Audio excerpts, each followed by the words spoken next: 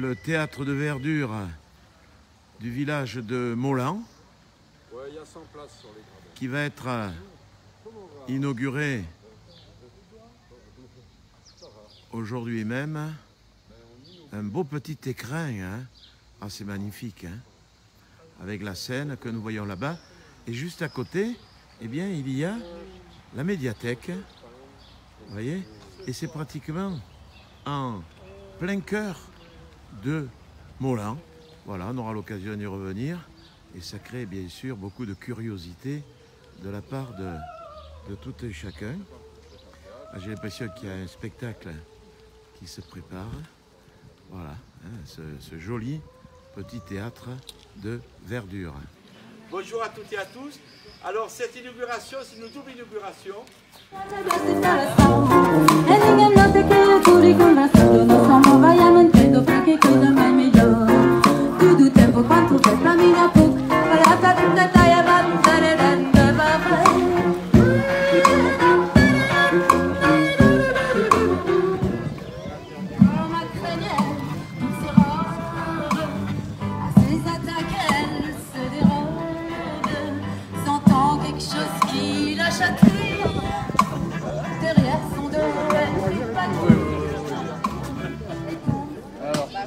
On va couper le ruban pour l'inauguration du théâtre de verdure.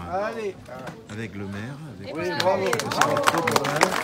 la sous-préfète, Fabienne Lemontagne, président du conseil général, M. Blanc, donc le conseiller régional, Pierre Cartagena, premier adjoint au maire, et le conseiller municipal qui est avec nous. Bonjour Madame la sous-préfète, on vous voit encore faire une inauguration à Molan-sur-Ouvèze aujourd'hui avec deux événements, la place et le théâtre de verdure. Madame la sous-préfète, je pense que les baronnies sont vraiment dynamiques. Ah, il n'y a rien à redire. S'il y a un territoire qui est bien dynamique, c'est ce territoire-là. Mais je constate quand même que les territoires ruraux sont souvent plus dynamiques que les territoires urbains.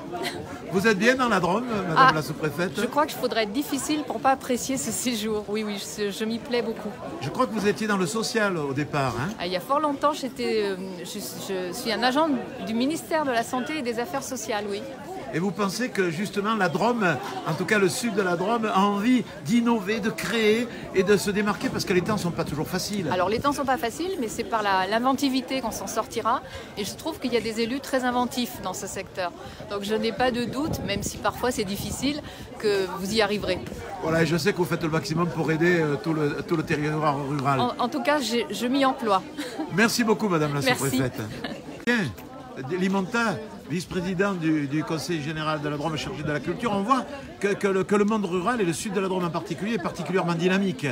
Le département de la Drôme a en effet deux grands pôles, le nord et le sud bien sûr, et c'est vrai que dans le sud de la Drôme, et en particulier dans le territoire des Baronnies, dans le territoire du Diois, dans le Crétois, il y a une masse importante d'acteurs culturels, que ce soit dans le domaine du théâtre, que ce soit dans le domaine de la musique, que ce soit dans le domaine des arts de la rue. On en a eu un exemple à l'instant avec Vox, je ne sais plus son nom. Machina, je crois. Vox Machina, oui. Et c'est vrai que c'est un territoire qui est très dynamique, qui nécessite des moyens financiers, que le département, malgré les difficultés que nous rencontrons, mais ça, je n'ai pas besoin de faire un dessin à tout le monde, on sait tous la situation des collectivités. Malgré cela, nous avons réussi et nous continuerons à soutenir économiquement l'ensemble de ces acteurs culturels parce que c'est la vie des territoires. Ça permet de maintenir les populations dans les territoires, ça permet d'attirer des touristes dans les territoires et je crois que ce soit à Buis-les-Baronnies, que ce soit à Molan, il y a une volonté à la fois des élus, mais aussi des acteurs du territoire qui sont là pour faire vivre et comment dirais-je, faire vivre et animer aussi, bien sûr, les communes et villages de ce territoire, de ce département. Dernière petite question. C'est vrai que le monde rural mérite d'avoir de la culture et du sport aussi bien que les grandes villes. Absolument. C'est pour ça que l'effort que nous faisons en ce qui nous concerne est vraiment tourné vers les territoires ruraux, compte tenu, si vous voulez, de la capacité financière des grandes villes qui n'ont pas nécessairement besoin du soutien du département. Donc notre action et l'action que je mène tout au long de l'année, et c'est le message que je fais passer aux acteurs culturels, c'est que nous sommes là pour les accompagner. Lemontagne beaucoup, Fabien Limonta, vice-président du conseil départemental chargé de la culture.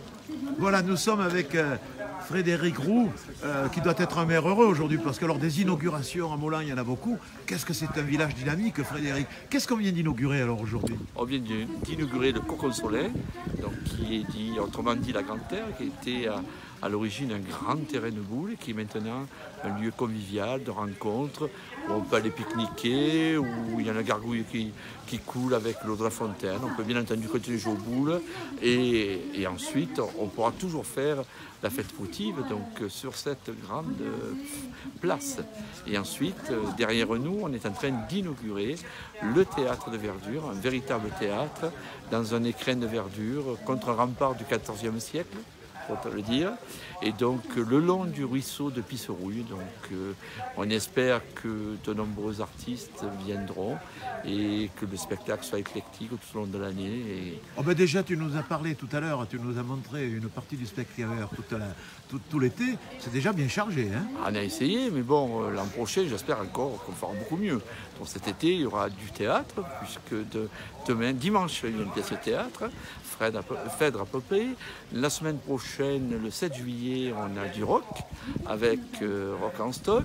Ensuite, début août, nous aurons le festival Molin sur écran. J'ai oublié aussi, dans le courant du mois de juillet, lundi et mardi, 7-8, le théâtre avec le théâtre-école de Molin-sur-Ouvèze, dirigé par Audrey Boss, qui est une adepte, donc ancienne élève de Serge Potte. Et ensuite, on aura donc le 13 août, donc Parfum de Jazz, un concert de Parfum de Jazz. Donc on sera à peu près à la fin de l'année, donc plutôt de la saison. Alors, vous avez déjà révolutionné beaucoup de choses à Molin, vous avez déjà inauguré beaucoup. Est-ce qu'il y a encore des projets d'ici la fin du mandat?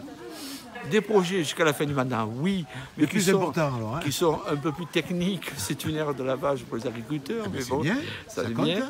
Et ensuite, il faudra qu'on s'attaque à l'école, puisque l'école, c'est notre dernier monument, chantier à mettre en œuvre pour les normes ADAP. Et il va falloir qu'on revoie tout ça et on va essayer de faire une école moderne, et à la fois moderne et à la fois, disons, respectant la nature. Donc on verra bien, on ne sait pas. Frédéric, tu es un maire heureux? Oui, bien sûr, toujours. Merci Frédéric Roux, maire de Molin.